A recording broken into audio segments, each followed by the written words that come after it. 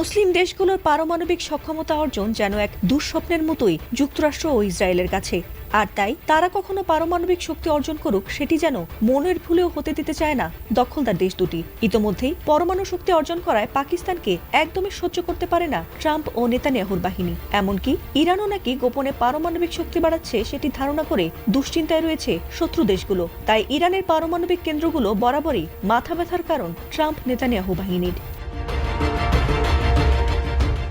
তবে পরমাণু চর্চা না করায় সৌদি আরব, আমিরাত, কাতার সহ অন্যান্য মুসলিম দেশগুলোকে বন্ধু ভাবলেও পাকিস্তান ও ইরানকে মোটেই পছন্দ করে না তারা। ইরানের হামলায় যখন ইতোমধ্যেই নাস্তানাবুদ যুক্তরাষ্ট্র, ঠিক তখনই মার্কিন গোয়েন্দারা প্রকাশ করে এক ভয়াবহ তথ্য, যে কোনো সময় দূরপাল্লার আইসিবিএম দিয়ে নাকি নিজ দেশ থেকেই আমেরিকায় সরাসরি হামলা চালানোর